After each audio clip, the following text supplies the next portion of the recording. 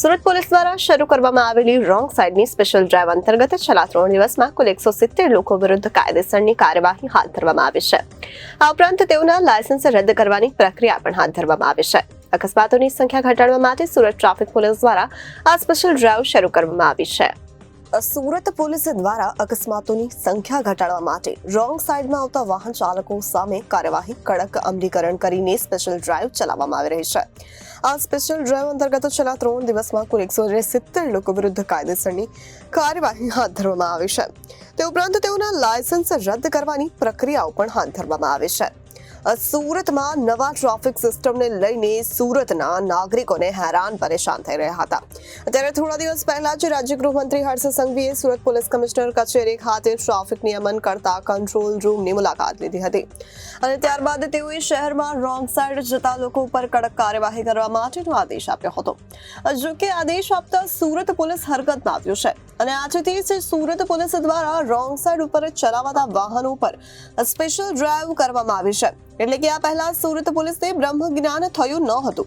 સમગ્ર પોલીસ તંત્ર નિંદ્રામાં ચાલતું હોય તેવું નજરે પડી રહ્યું હતું.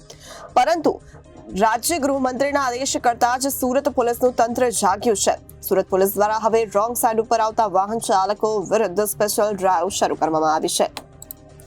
આ બાબતને લઈને સુરત ટ્રાફિક ડીસીપી અમિત વાનાણીએ જણાવ્યું કે સુરત પોલીસ કમિશનરના આદેશ અનુસાર રોંગ સાઇડની સ્પેશિયલ ડ્રાઈવ શરૂ કરવામાં આવે છે, જેમાં સમગ્ર સુરત શહેરમાં અમારી 80 થી વધારે ટીમો કામે લાગી છે. એમાં જે વાહન ચાલકોએ પોતાનું વાહન રોંગ સાઇડમાં ચલાવતા હોય તેઓને સાવચેત કરવામાં આવ્યા છે.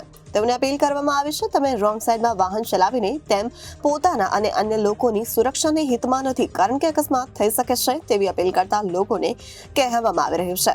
વધુમાં જણાવાયું છે કે તેમ છતાં જો કોઈ વાહન ચાલકો વારંવાર રોંગ સાઇડમાં પોતાનું વાહન ચલાવે છે તો તેમના વિરુદ્ધમાં લાયસન્સ રદ કરવાની કાર્યવાહી સુરત ટ્રાફિક વિભાગ આરટીઓ સાથે રહીને કરી રહી છે. તે ઉપરાંત છેલ્લા 3 દિવસમાં કુલ 170 જેટલા વાહન ચાલકો વિરુદ્ધ કાયદેસરની કાર્યવાહી હાથ ધરવામાં આવી છે. તે ઉપરાંત તેમનું લાયસન્સ રદ કરવા માટેની પ્રક્રિયા પણ કરવામાં આવી રહી છે. આ સાથે જ આગામી દિવસોમાં રોંગ સાઇડની સાથે જ લોકો ચાલુ વાહને મોબાઈલ પર વાત કરતા હોય તેવા લોકો વિરુદ્ધ પણ કાયદેસરની કાર્યવાહી હાથ ધરવામાં આવશે. આ સાથે જ ઓવર સ્પીડમાં જતા વાહન ચાલકો વિરુદ્ધ પણ કાયદેસરની કાર્યવાહી થશે. એટલે કે રોંગ સાઇડમાં ફોન ઉપર વાત કરવા અને ઓવર સ્પીડમાં વાહન ચલાવતા એમ કુલ 3 સ્પેશિયલ ડ્રાઈવનું આયોજન કરવામાં આવ્યું છે. આ 3 વાહન ડ્રાઈવ ચાલકો માટે જોખમકારક, ભયજનક અને અકસ્માત માટે જવાબદાર છે. જેથી આવા 3 સ્પેશિયલ ડ્રાઈવ હેઠળ કામગીરી કરવામાં આવી રહી છે અને તેઓને વિરુદ્ધ કાયદેસરની કાર્યવાહી સાથે લાયસન્સ રદ કરવાની પ્રક્રિયા પણ હાથ ધરવામાં આવી રહી છે. સુરત શહેર ટ્રાફિક શાખા દ્વારા માનનીય પોલીસ કમિશનર શ્રીના માર્ગદર્શન હેઠળ સમગ્ર શહેરમાં અત્યારે રોંગ સાઇડની ડ્રાઈવ ચાલી રહી છે. આ રોંગ સાઇડની ડ્રાઈવમાં સૌપ્રથમ અમે વાહન ચાલકોને અવેર કરી રહ્યા છીએ કે તમારું રોંગ સાઇડમાં વાહન ચલાવવાના લીધે તમે તમારી જીવની સાથે સાથે અન્ય વાહન ચાલકોના જીવ પણ જોખમમાં મૂકી રહ્યા છો અને રોંગ સાઇડને લીધે જે રીતે અકસ્માતો ધીરે ધીરે વધતા જાય છે એને રોકવા માટે સુરત શહેર ટ્રાફિક શાખા દ્વારા આ રોંગ સાઇડની ડ્રાઈવની સમજ આપવામાં આવી રહી છે. આમ છતાં પણ જે વાહન ચાલકો અવારનવાર રોંગ સાઇડમાં પોતાનું વાહન ચલાવી અને અકસ્માત માટે જવાબદાર બને છે એવા વાહન ચાલકો વિરુદ્ધ છેલ્લા 3 દિવસમાં 170 વાહન ચાલકોના લાયસન્સ સસ્પેન્ડ કરવા માટે આરટીઓને રિપોર્ટ કરવામાં આવ્યો છે અને આ ડ્રાઈવ એ હજુ વધુને વધુ સઘન બનાવી અને સુરત શહેરના રોડ ઉપર અકસ્માતનું પ્રમાણ ઘટે તેવી કામગીરી હાલમાં સુરત શહેર ટ્રાફિક શાખા દ્વારા કરવામાં આવી રહી છે.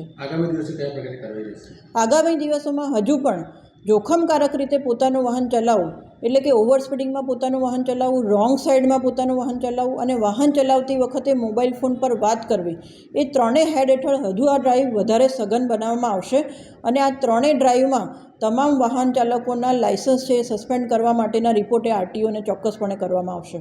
Reporter Hitesh Prajapati, Janadesh news, Surat.